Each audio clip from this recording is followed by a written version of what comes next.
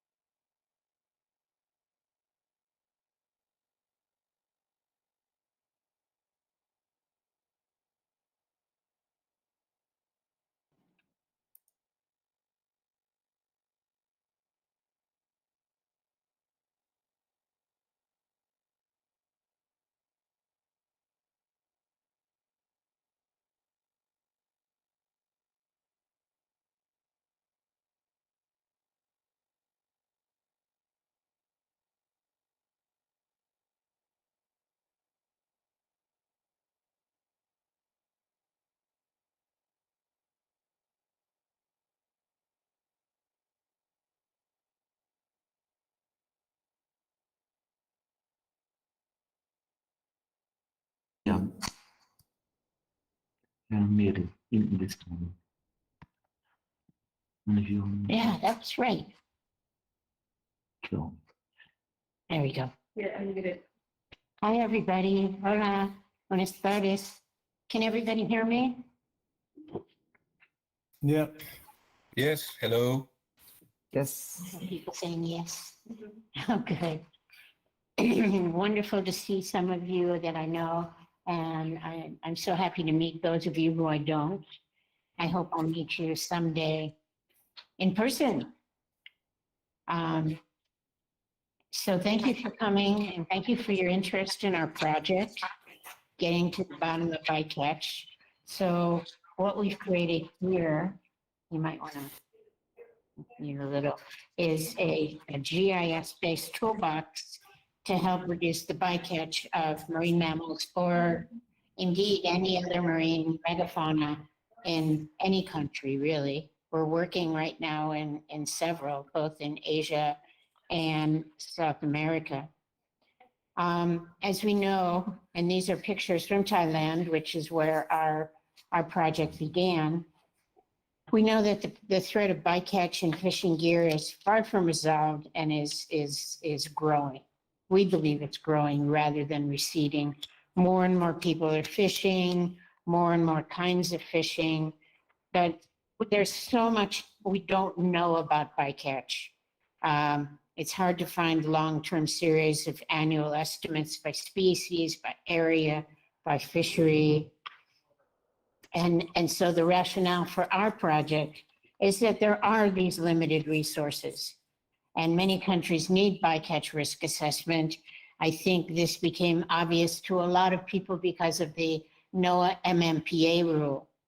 But even without that rule, we need to realize that the data to see the real effects of bycatch are often inadequate.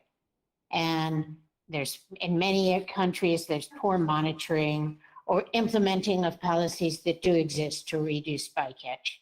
So we believe that the BIRA toolbox can be used to focus monitoring capacity towards areas and gears and flag fisheries that have the greatest impacts. Just, let me give me a warning. We are going to save this presentation. Vamos a grabar la presentación. Excuse me for this interruption, but this is going to be saved. Okay? Okay. And You're now recording. we are recording Sí, no presentation. problema. And you can continue. Sorry, Ellen. Está bien. Okay. You can continue. Okay, thanks, everybody. We'll have plenty of time afterwards for questions. So well, here's a picture of the Chilean coast. You know it much better than I do. But just in our project here, we've divided, it'll show you the major regions that we've divided the coast and the fisheries up into. So when we first started this project, this is a 2.5-year project funded by Lenfest Oceans, which is part of Pew Marine Conservation, to work with fisheries agencies and scientists, marine mammal scientists throughout Chile to use the bycatch toolbox to create an example of how we can create what's called a risk assessment for bycatch. So the first thing that happened was our colleagues at IFOB and SUPESCA and our marine mammal science, our marine mammal scientists, Dr. Maritza Sepulveda, Maria Jose Perez, and others, sat down and looked at specific criteria to select the areas and fisheries that we wanted to concentrate on. And I'm not going to read these all, but some of the most important were the evidence or of bycatch of marine mammals, the level of fisheries data, the economic relevance for the country, the conservation status of the species of marine mammals that were being caught, the spatial extension of the fisheries and the marine mammal species, knowledge about the fisheries effort, and any available data. And so here's an example of the different kinds of data that we can use. And again, this is from Thailand, but it gives you an example of the kind of data that we like to have and that we like to work with, the environmental data about the area, the sightings, data about the sightings of the animals from aerial surveys, boat surveys, in the case of Chile, observers, the fishing effort or occurrence from, again, from any GPS data, aerial surveys, boat surveys. If we don't have that, maybe fishing areas from interviews with fishermen. And we look at this over the year to start gathering up the data on sightings, on bycatch, on fishing locations. Then we start looking at how to turn the sightings of marine mammals into species distributions. If we have enough data, we can use environmental covariates such as chlorophyll, sea surface temperature, bathymetry, distance to shelf, distance to shore, and create models that can be used to look at habitat suitability model and come up with high, medium, and low classifications of habitat use. If we don't have that kind of data, then what we will do, for some reason this is timing, I'm sorry about that. What we can do is we can do a kernel density model or a rule-based model that will give us the same classifications of species distribution. And that's one of the very important layers in the BIRA toolkit. And then what we do is we will use the layer of habitat use that you see on the top and add a GIS layer of fisheries occurrence. And that can be for each gear, in each fishery, across time, across space. Here you can see some of the different kinds of nets that we've worked with in the past and that we're working with here in Chile. And then what we do is we create what's called an exposure consequence table. And the exposure consequence table then looks at the spatial and temporal overlap of the animals in the fisheries, the likelihood of an animal being caught in a fishery, the current status of interventions or the management the kind of management interventions that are happening, such as pingers or lights, or different kinds of changes to nets that might be used to let animals out. So the exposure of animals to fisheries is one of the things we look at. And then we look at the consequence. Where is my, hold on, there we go.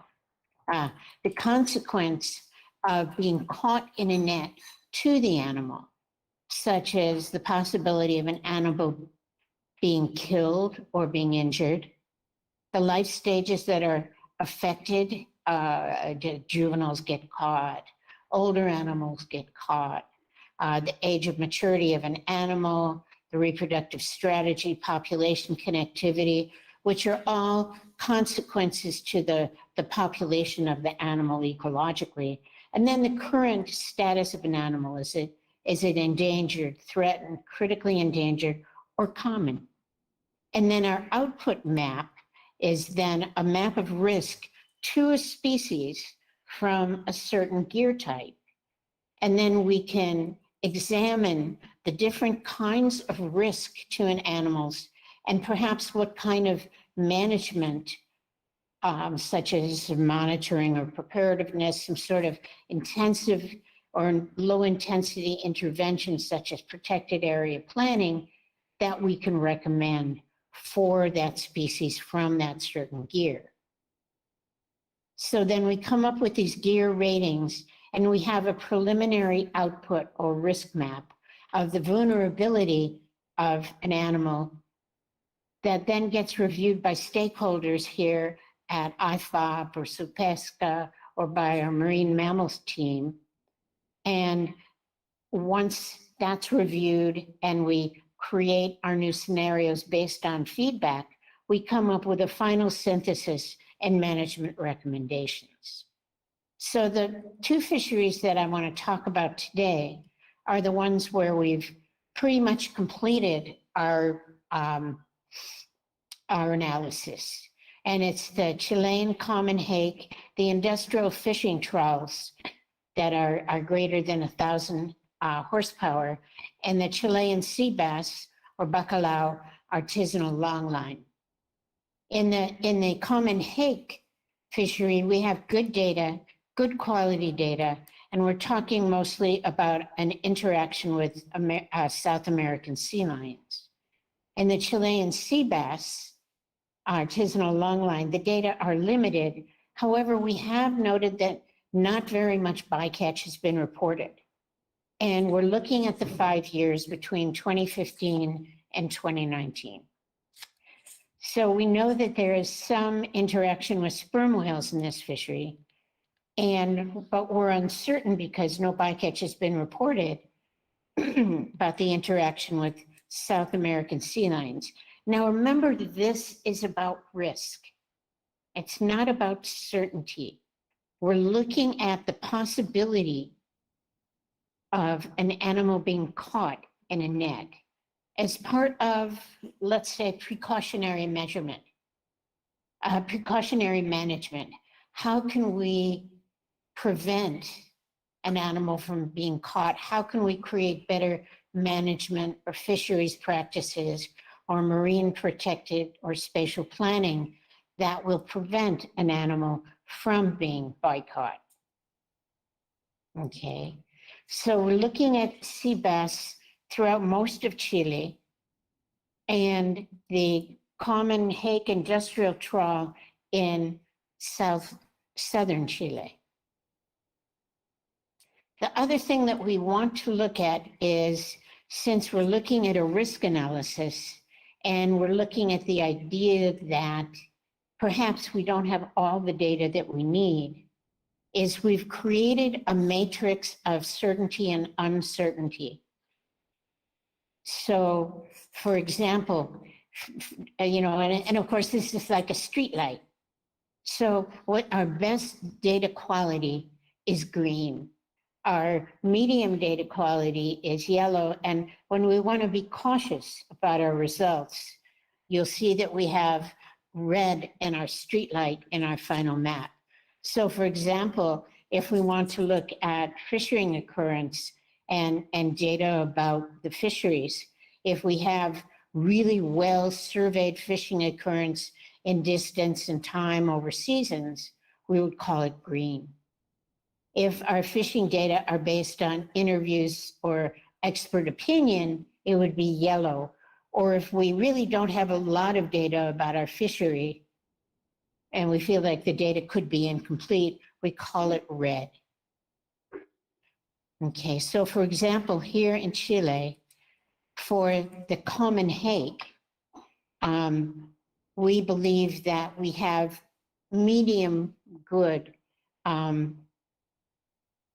data on sea lion haul-out abundance, medium distance-based estimation from expert knowledge in abundance that goes into our modeling of animal distribution. But we have really good data on scientific observers and really good data from scientific observers on fishing effort and bycatch. Now for the sea bass, we both have ship owners' logs and scientific observers, and we call those data medium.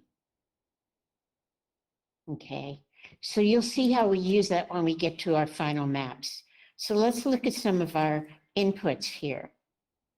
Okay, so here on the left is a map of South American sea lion abundance.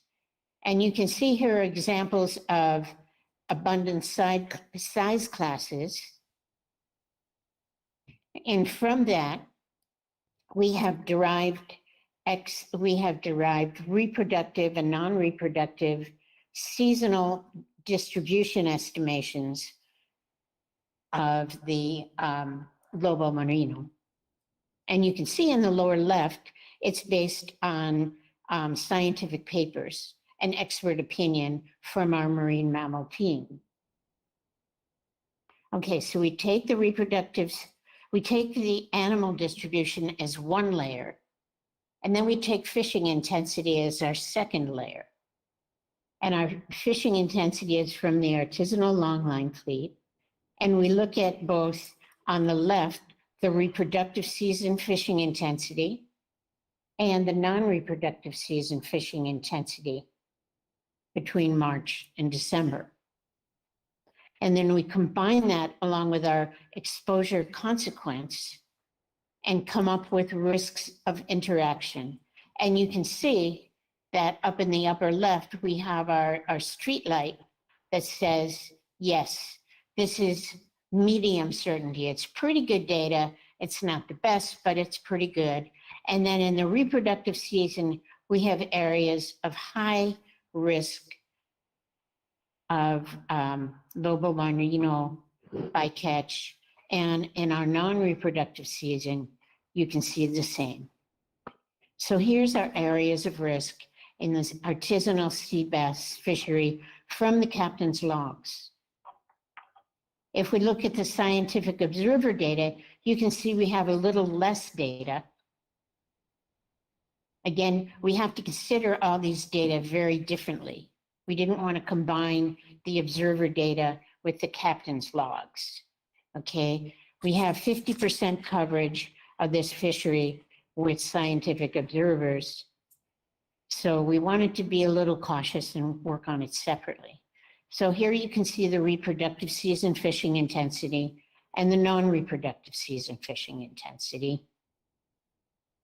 And a very different idea of the risk of interaction from the scientific observers with less coverage of input of data. But again, in the non-reproductive season, the same as with the captain's logs, we have more interaction or bycatch risk. Let's look at the common hake fishery. Now, the common hake fishery, we have, again, observer coverage of 57%.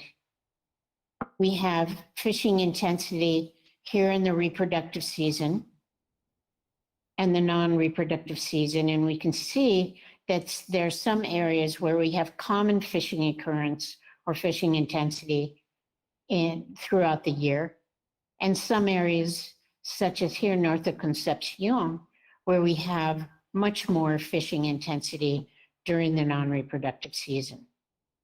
We can see that reflected in the bycatch risk. That there is, and again, you can see that we have green or higher data quality here in these maps. Okay, so here we have the reproductive and non-reproductive seasons. If we go back to fishing intensity, while also remembering our maps long ago of the distribution of the animal. Let's see if I can go back there so you can see that. Okay, here's our distribution. Especially during the non-reproductive season, they're very common all along the coast. So now let's go back and look at our hake fishery. Okay, so you can see that our results take the fishery, take the distribution of animals, and working with our exposure consequence spreadsheet, we come up with our bycatch risk. Okay. Now, for the common hake fishery, we do have bycatch records. How well do those bycatch records match what we call high-risk areas? So here in the reproductive season, we don't have that much bycatch. Here in the non-reproductive season, we have bycatch records from the observers in the fisheries. And you can see that here we have 91% of the bycatch locations overlap with the relative high-risk areas. Now, what if, and this is something we're going to be doing throughout now, we take the bycatch records and include those bycatch records in our exposure spreadsheet. And that's what we did here. Okay, so here's the fishery intensity in the non-reproductive season in the hake fishery. Here's the distribution of the animals. Again, you can see that we've classified everything into these 3 risk classifications. Here's a map of the density of incidental capture, or a map of the density of bycatch. And now we've included that. Did you included that in the exposure consequence as well? And now you can see here's our interaction risk that includes bycatch. Let's compare it. Okay. Here's the risk in the non-reproductive season. Notice right here, south of Concepcion, north of Concepcion, and in the less in Los Lagos and Los Rios, how we have less risk. You can see that this is reflected pretty well. It's pretty much the same. Okay. So just to let you know, just to make a summary, we have a particularly what we call a wicked or challenging challenge in countries where data to document bycatch and its effects are often lacking. Even here in Chile, where we do have quite a bit of data about the fisheries and about the animals, there are data that are lacking. And it's good that this project is able to work with a range of data quality throughout the country. Here in Chile, we chose sites with varying amounts of data on marine mammals and fishing occurrence. And with the BIRA, the Bycatch Risk Assessment Toolbox, we were able to pinpoint areas of spatial and seasonal bycatch exposure. And then we estimated the consequence of bycatch on local species, providing managers with critical information on where to focus bycatch mitigation. And also, as we were requested to help the fisheries agencies to meet some of these new global standards for the U.S. Marine Mammal Protection Act and other international regulations like the Marine Mammal Protection Act, such as the Official Journal of the European Union regulations in 2019. This toolbox is a transferable open source tool, can be used to guide fisheries management, marine megafaunal conservation, spatial planning, and further research. To me, it is also very important, and one of the, here of course is Valdivia, is it's very important to notice that what we are doing is we're also starting a conversation between agencies, between scientists, between people and agencies who don't usually talk to each other. And we're engaging everybody in a conversation about endangered species management. We've done, in different countries, we've used BIRA for turtles and sharks and seabirds. My particular expertise is in marine mammals, but we're also using BIRA for risk assessment of ship strikes outside and inside of San Francisco Bay. So we're very happy to and very pleased to be working with you all. We're very happy to be able to be here in Chile right now, and I look forward to your questions. Thank you very much. Okay, Ellen, thank you very much. Thank you very much for your presentation. We are going to have some time for para preguntas. Yo solo, antes de darle la palabra, voy a agregar solamente un slide para agregar un poco más de contexto a lo que ya mencionó Ellen. Y solamente voy a compartir con ustedes este slide, ¿ah? Que es bien interesante porque en realidad esto partió hace algún tiempo, este proyecto, esta idea de proyecto, y esto partió con una visita de Ellen Hines junto con Maritza Sepúlveda acá al IFOP Valparaíso cuando estábamos previos a la pandemia, y nos dimos cuenta que era una oportunidad muy interesante de poder trabajar. Por supuesto, empezamos a hacer todas las iniciativas para poder trabajarlo bien, y obviamente hicimos un memorándum de entendimiento con la Universidad del Estado de San Francisco, y por supuesto invitamos muy prontamente a los colegas y las colegas de la Subsecretaría de Pesca para poder tener la opinión de ellos y de ellas respecto de esto, y donde poder poner un poquito más de acento.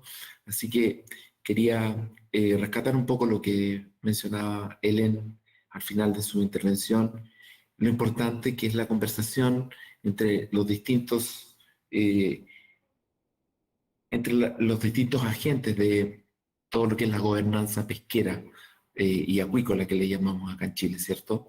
Lo importante de la Subsecretaría de Pesca con su rol, lo importante de nuestro instituto con nuestro rol de asesores en investigación, el Servicio Nacional de Pesca como un ente muy importante para también todo lo que es poder ver que se cumplan las reglas de administración, pero a la vez poder hacer nexos con las instituciones de investigación locales, como en este caso fue la Universidad de Valparaíso, a través de Maritza Sepúlveda y su equipo, y por supuesto la invitación de la doctora Hines por parte de la Universidad del Estado de San Francisco. Así que solo quería agregar eso para poder destacar lo importante que es el trabajo multidisciplinario y institucional para tener un espacio para poder conversar de estos temas que son tan relevantes y tan importantes, sobre todo con este Marine Mammal Protection Act que ya está funcionando. Eso por mi parte, colegas. Ahora vamos a tener, son las 4 de la tarde más o menos, vamos a tener aproximadamente una media hora para preguntas. Les voy a pedir que levanten la mano a través del chat para que hagan la pregunta. Pueden hacer la pregunta, perdón, usando el icono de la mano, no a través del chat, sino que levantando la mano, utilizando la manito que aparece ahí en el Google Meet. Y pueden hacer la pregunta en español o en inglés y vamos haciendo la labor de traducción aquí entre los colegas que estamos. Así que adelante, colegas, tienen la palabra para quienes quieran hacer preguntas respecto de la presentación de Ellen.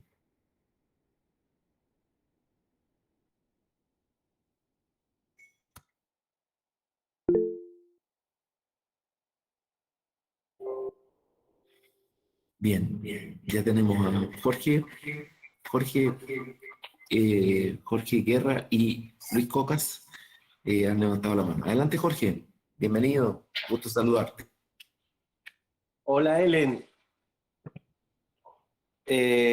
Muy agradecido de esta oportunidad y de haber generado este equipo de trabajo multidisciplinario, como dices, Carlos. Un agradecimiento especial a Ellen, que ha liderado este trabajo, que está en progreso. Y solamente mencionar que claramente acá nos parece un trabajo súper importante porque de alguna forma discretiza todos los esfuerzos que estamos haciendo para reducción de la captura incidental de mamíferos marinos. Para, por un lado, saber dónde poner los esfuerzos y, por otro lado, no sobreregular el sistema, que claramente es un aspecto importante en el que tenemos que tener cuidado. Respecto a la presentación, me gustaría preguntarle a Ellen, si bien el lobo marino es una especie que no tiene problemas de conservación importantes, ¿sí? Está catalogado como less concern, sería interesante que nos comentara cómo podemos aproximar este enfoque hacia especies que efectivamente son mucho más vulnerables que el lobo marino. Primera cosa. Y segunda pregunta, ¿cómo ella ve la posibilidad de extender este análisis de riesgo a otros factores importantes de presión sobre mamíferos marinos y cetáceos en particular, como ella lo mencionaba, el tema de los riesgos asociados a colisiones con grandes embarcaciones, como una quizás segunda fase de este análisis de riesgo? Muchas gracias. Perfecto, gracias Jorge.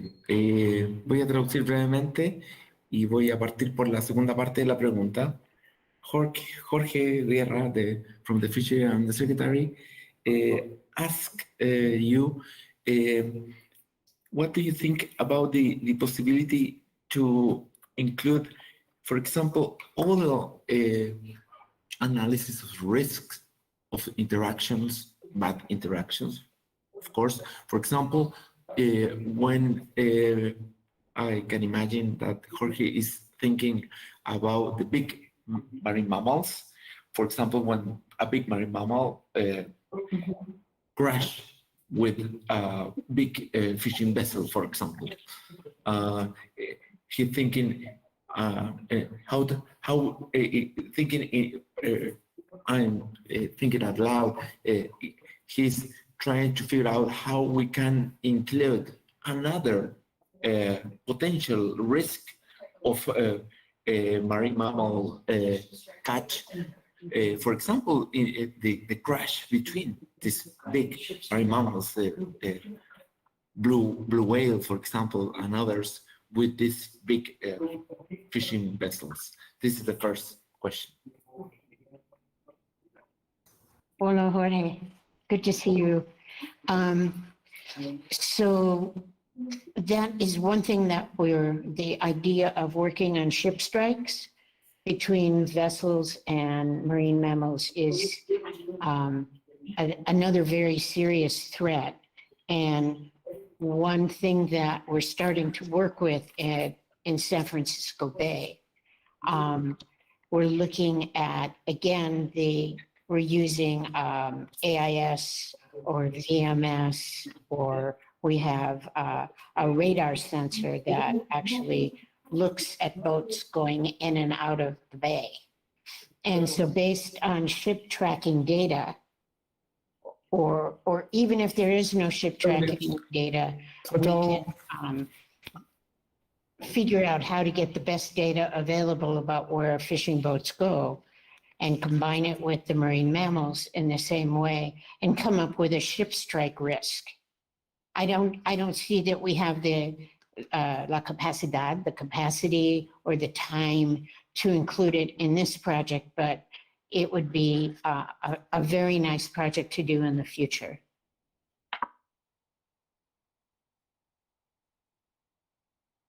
Okay, thank you very much. And the second question is associated with the following issue. Jorge mentioned that one of the main results that we have nowadays is about the furcy lion, the common lobo común, o marino común, and he was trying to figure out how we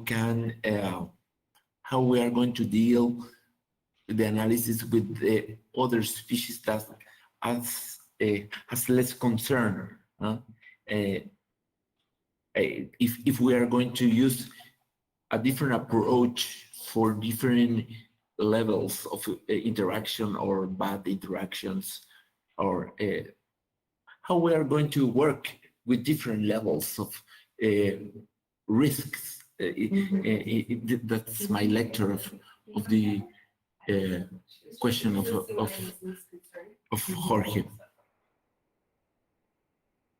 So there are several ways that we work with both differing kinds or amounts or quality of data for different marine mammals, and also with the idea that some species are species of least concern all the way to some species are critically endangered.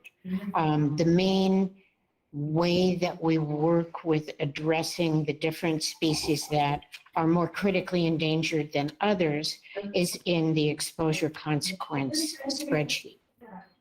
So we can change our spreadsheet depending on the amount of risk. And I didn't say much about the spreadsheet in this talk, but when we put the spreadsheet together, there are questions that are specifically about the animal's level of endangerment and the different kinds of management strategies that are implemented. I hope that answers your question. Okay, thank you very much, Ellen. Luis Alberto Cocas, welcome. You can do your question in English if you prefer. It's up to you. En ambos. Bueno, primero que nada, gracias Carlos y FOS por organizar este taller. Y, bueno, muy interesante los resultados que está mostrando la doctora Ellen. Y bueno, refleja el trabajo conjunto, como tú mostrabas, de las instituciones, que da frutos bien interesantes. Ellen, nice to see you in Chile. Very nice presentation. I have a couple of questions. First, I would like to mention you that we recently enacted a new regulation that requires the entire troll fleet to carry sea lion excluder the entire year in the entire territory. But after seeing your results, it seems like definitely we are over-regulating probably that fleet, since as you show, probably in the reproductive season, it's not necessary to use those devices because probably the interaction is slow and the bycatch risks is much lower. So would you recommend, like, for example, changing the regulation and not requiring the devices the entire year, according to the results that you see in the project? Would be a good idea, for example?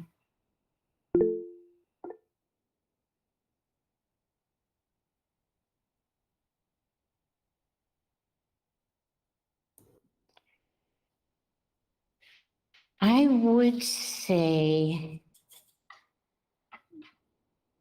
so there are different scenarios that you can use for the BIRA toolbox.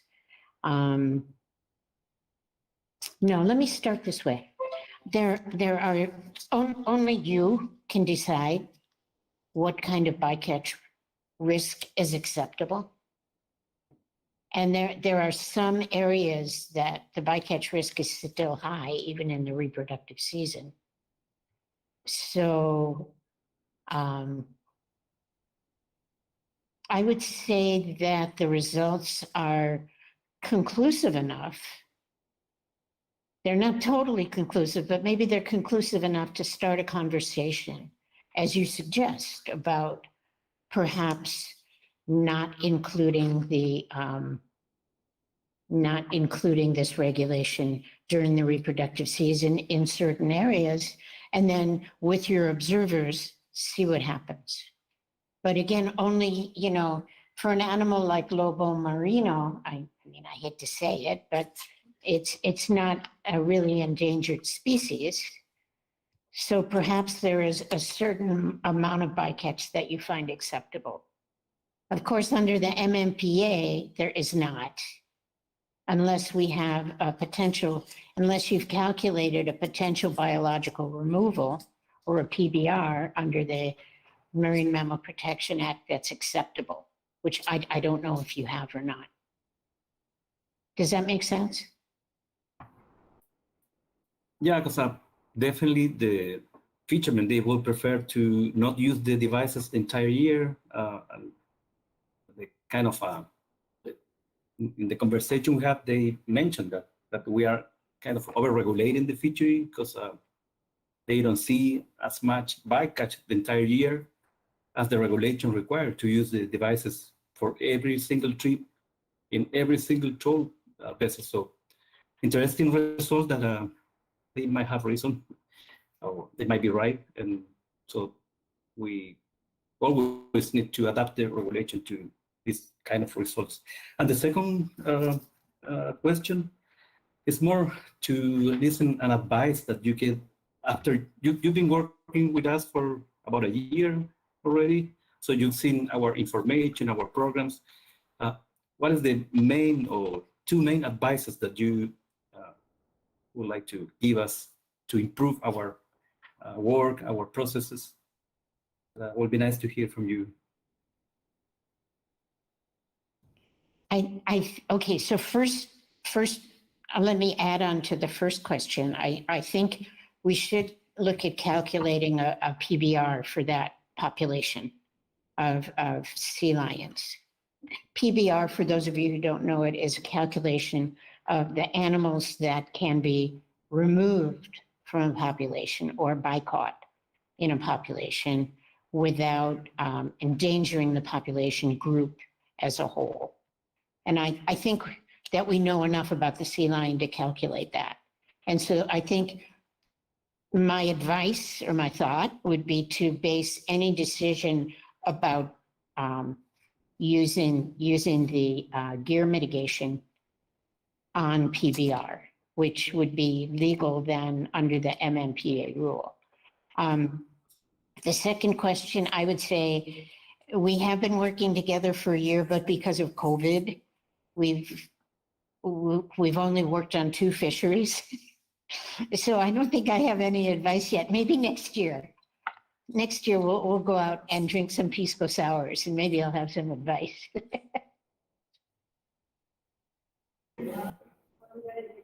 Thank you very much. Okay, thank you very much.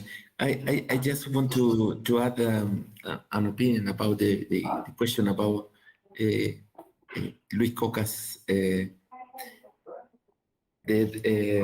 lo voy a decir en español. Luis decía que, por ejemplo, en la pesquería de arrastre ya existe una regulación que exige el uso de estas rejillas que son para impedir la entrada de los lobos, ¿cierto? Entonces, Luis decía que los resultados ya muestran que hay ciertos periodos en los cuales es más probable una captura incidental que en otros periodos. Entonces, les preguntaba si realmente no estaremos sobre regulando, ¿verdad? Usaba la palabra Luis, no estará sobre regulada la pesquería de arrastre, digamos. Entonces, desde mi perspectiva, yo creo que lo que tenemos que hacer es tomar datos, seguir tomando datos, ¿no? Y eso es lo que efectivamente nuestro mismo programa de investigación que tenemos comprometido con la subsecretaría es ver la efectividad de las medidas de mitigación, ¿ah? Entonces, efectivamente, yo creo que la respuesta a la pregunta que también los mismos pescadores hacen, ¿no estará esta pesquería sobre regulada? Yo creo que esa pregunta la vamos a poder responder tal vez después de un par de años o algo por el estilo, de estar tomando datos con la pesquería regulada, ¿ah? Hoy día, claro, es bastante natural que tal vez algunos pescadores y algunos tal vez administradores o científicos piensen que está sobre regulada la pesquería, ¿cierto? Pero para ver si esa hipótesis es correcta o incorrecta, no nos queda otra que usar el método científico, ¿cierto? Que seguir tomando datos y ver si la hipótesis puede ser refutada o aprobada. Ese es mi comentario. Gracias, Luis, por la pregunta. Vamos a pasar a otro Luis, un gran colega y amigo. Luis Adame, adelante, tiene la palabra. Gracias, Carlos. Gracias, Carlos. Lo primero, agradecer la presentación de Helen y le agradezco que estemos incorporando los temas de riesgo acá en Chile para las especies que son bycatch. Mi pregunta es, en Nueva Zelanda se trabaja con el análisis de riesgo espacialmente explícito, donde se incorpora la captura críptica, que es en el fondo la captura que no es subida a bordo y que queda muchas veces en el mar. Y si este análisis incorpora o tiene a futuro la posibilidad de incorporar esa temática que en el caso de la ave marina, muchas veces un multiplicador que puede ser por 4 o 5 veces incrementar las mortalidades. Esa es la pregunta. Perfecto, muchas gracias. Estaba esperando esta pregunta. Antes de pasarle la respuesta a él, Luis, me gustaría que pudieras explicar con un poco más de detalle para quienes no están tan acostumbrados a este término, de lo que se denomina como captura críptica, si lo pudiese volver a repetir para quienes no están acostumbrados a aquello, por favor. Ok. Bueno, en aves marinas, en la captura incidental de aves marinas, muchas veces, tanto en pesquerías de arrastre como en pesquerías de palangre,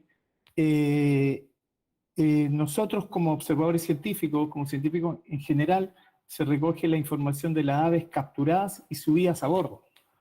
Y las mortalidades están referidas a ese término, pero sabemos que muchas aves son capturadas, pero no son subidas a bordo porque se desprenden de los anzuelos o a veces quedan enredadas en las redes, pero se sueltan en el momento del virado.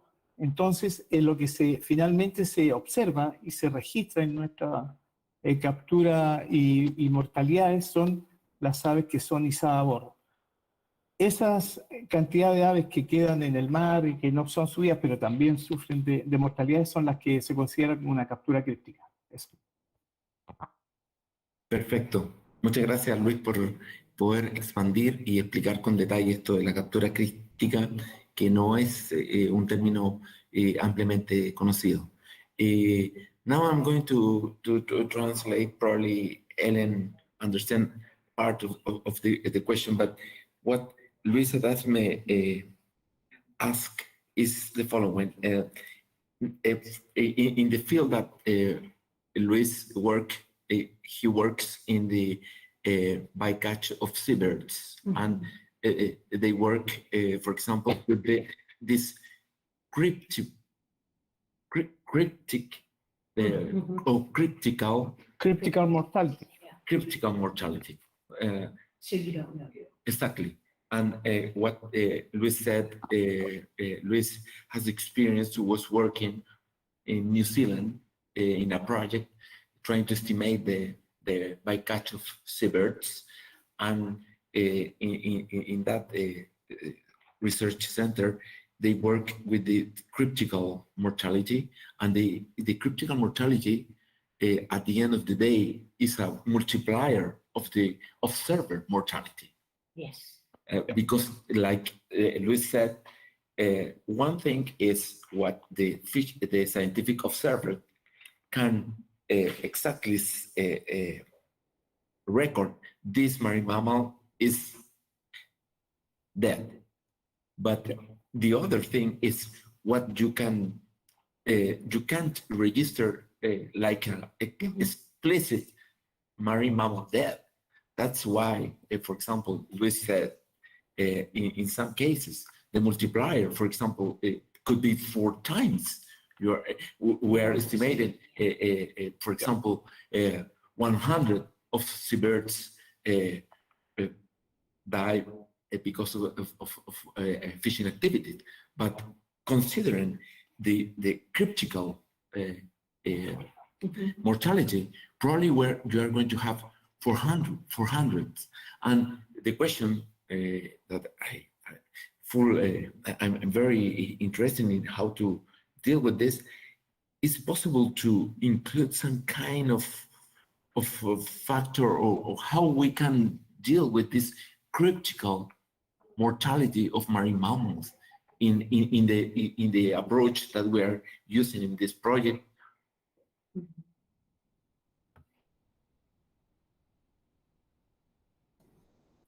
Gracias por la pregunta. It's very important question. You never know. You never know, even in the, for any animal. Of course, with birds, there's so many. And that's why this is called a risk assessment. We were just talking about this today with the other scientists from IFOP. How do we know? Okay, we have this much bycatch from this many observers on this many boats. But what we realize is that each fishery is very different. Each animal is very different. And that at some point, what did we say? Let me look up my notes here. We said that in specifying levels of bycatch, we have to consider each case, each level of variability in the fishery, the size of each population, the numbers of vessels in the fleet, the percentage of observers, and the length of vessels. We have to take every fishery as its own case. Now, I'm always very jealous of New Zealand. New Zealand has almost complete observer coverage and on the boats. They have so much data. They don't need BIRA. They don't need a risk assessment because they have the data to actually make these calculations, even for a species where you cannot tell how many are dead. They have much better data than just about any other country in the world, including the US. So they're very lucky. I have seen papers where people try to calculate bycatch, but I really agree that you have to combine very fisheries and species specific factors. You have to look at strandings for marine mammals and realize that in most strandings of marine mammals, you can't tell what killed the animal. This is so hard. This is why I created BIRA, is because we really don't know. And plus, if you're working in a tropical country, after 3 days, you have no idea what killed the animal, right? So it's very fisheries and species specific. And I think we have to, one of the things that's good about BIRA is you can create different scenarios. You know, once we have all the data in the system, it doesn't take very long to change something in the exposure consequence spreadsheet or to put in a new map and run it again and see what happens. Okay, thank you very much. You're welcome, de nada. Okay, thank you very much, Luis, Ellen. Any other question? We have some minutes to a couple of questions or comments. Could be in English or Spanish.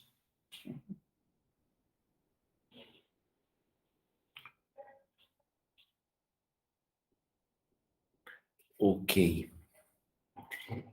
Well, probably it's going to be a good idea to share with our colleagues which are our next steps. If you do want to explain a summary, Ellen, of which are going to be our next steps, our next workshop meetings, or something like that. If you prefer to do it, it's up to you. Yes, we have quite a few next steps. We have so we picked originally 19 fisheries that we're looking at, and we're discussing all of these fisheries and looking at them.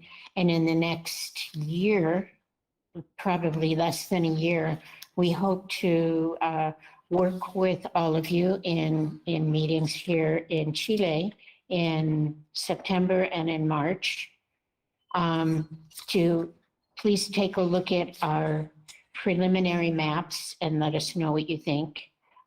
We'll be glad to do another presentation and show you what we've done. And then by the end of May, we hope to have our final risk maps ready for you. And did I miss anything? Okay. No, thank you very much. Ellen, Bethany is with us also. And thank you very much.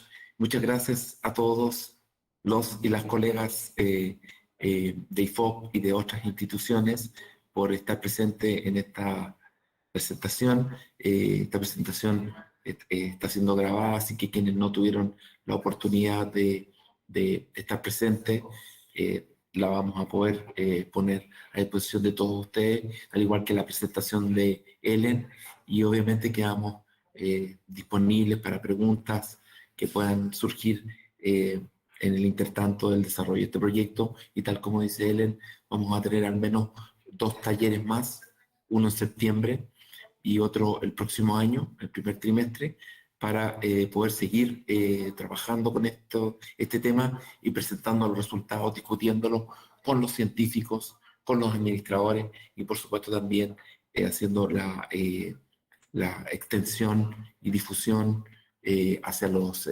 actores que son los pescadores los que finalmente están, digamos, exponiéndose y están viviendo esto día a día cada vez que salen a ganarse la vida. Así que muchas gracias a todas y todos y nos estamos viendo en una próxima llamada y una próxima reunión.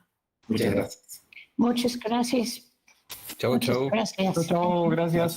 Chao. Chao. Bye. Bye. Chao. Súper. Gracias.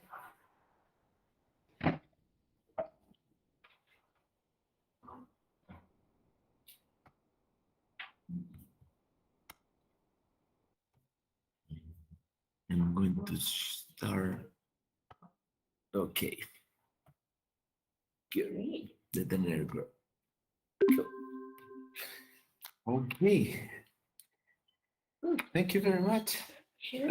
I did it. Congratulations. Oh my gosh.